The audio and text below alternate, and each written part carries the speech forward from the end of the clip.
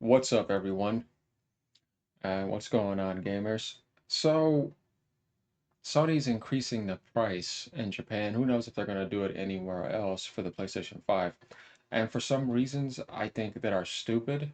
One, we're going to go into one of the reasons, then we're going to also read some other stuff from Japan that kind of says there's an inflation going on over there. And we know there's inflation in general. That's just political manipulation. But looking right here, what Grunt says, let's get right into this. Making up for the Concord loss, PlayStation 5 set to receive yet another price hike in Japan. Yeah, it's happened before.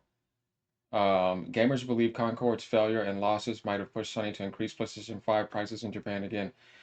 I don't understand how that makes any sense. Like, that's their booming market. You know what I mean? It's already not selling as much as it should. And it's not like you are, a Japanese company making Japanese games and, have a golden era going on in Japan like Nintendo does. No, betrayed Japan multiple times.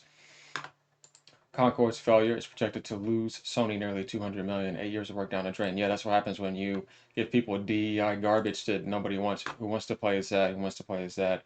Who wants to play as that? Let's fight somewhere empty.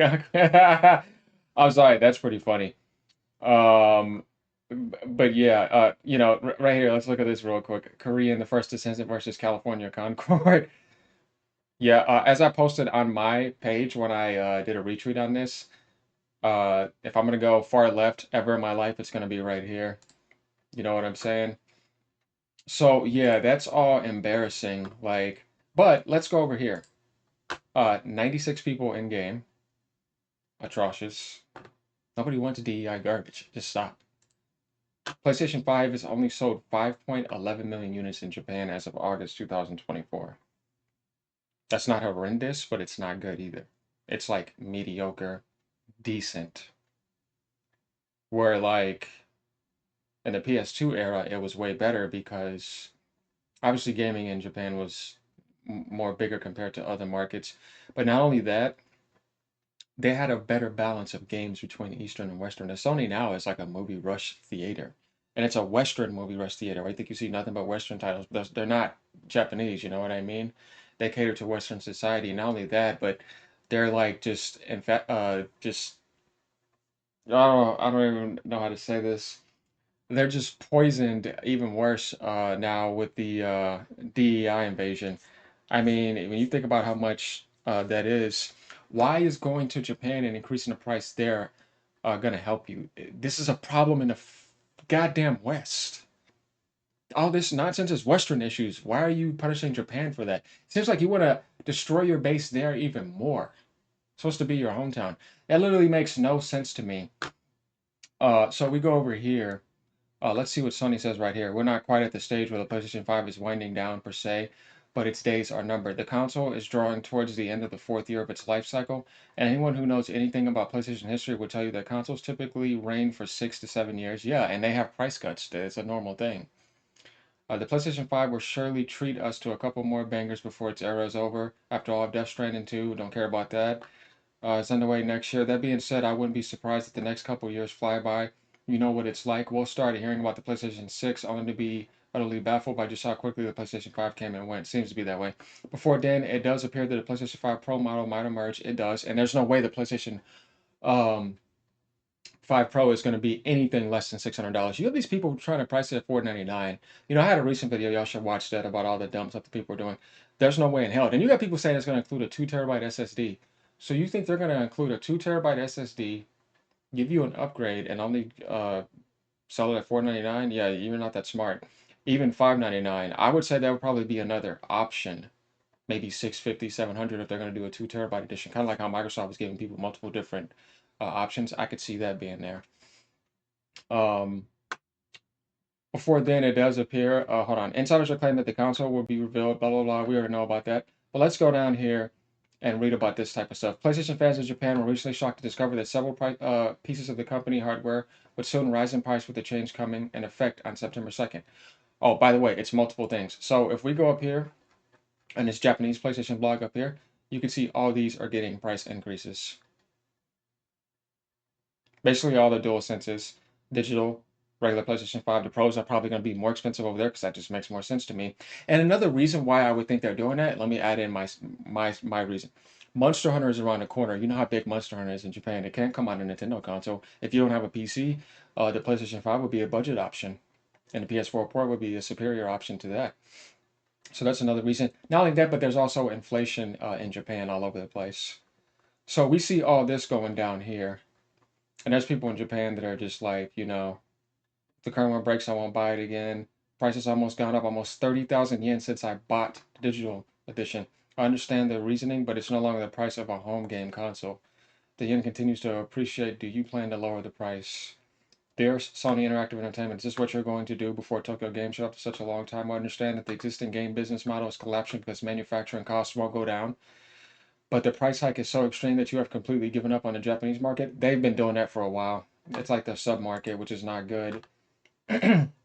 But let's see what Sony said here. Sony Interactive Entertainment has decided to revise its adjusted retail prices of PlayStation 5 and related peripherals in Japan from Monday, September 2nd, 2024. It began. Given the recent challenging external environments, including the current fluctuations in the global economic situation and the impact it will have on our business, we have reached this decision.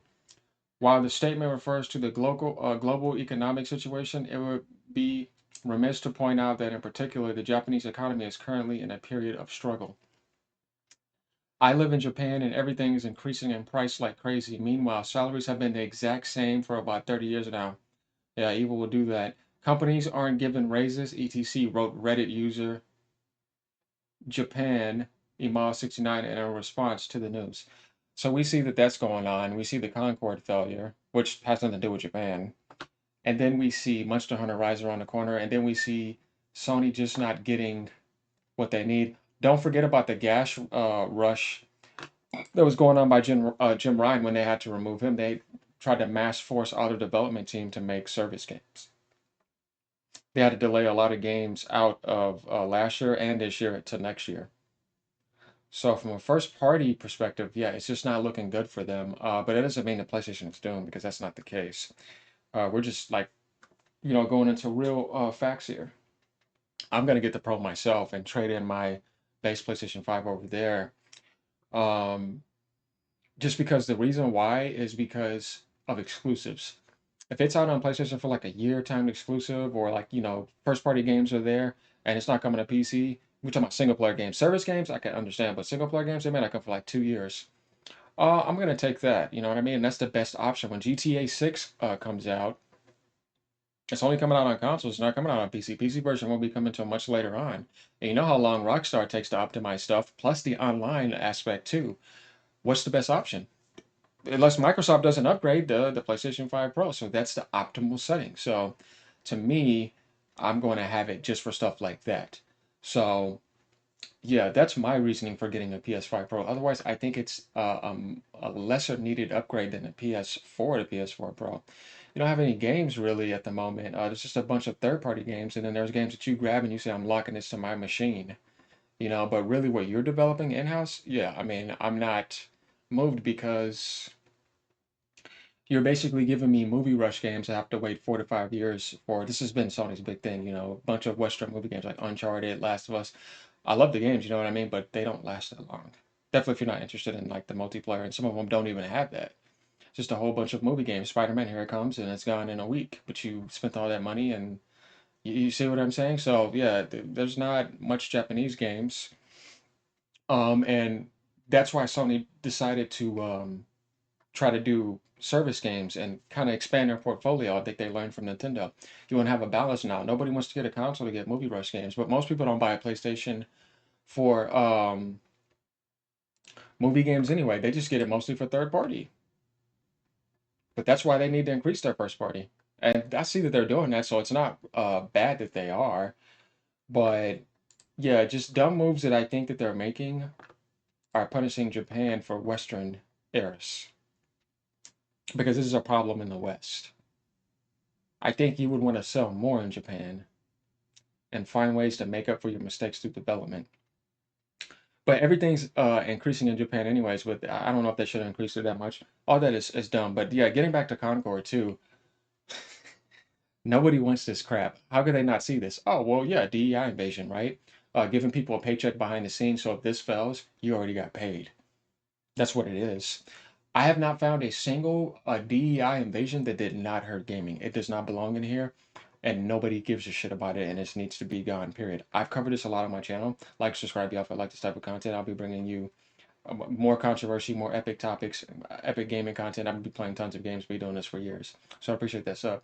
But when we played gaming back in the 90s, and I've been gaming since 1994, 30-year gamer here, nobody cared about this crap. If the game was good, it was good. You had people come over, you played the game, so what? Nobody looked at political identity.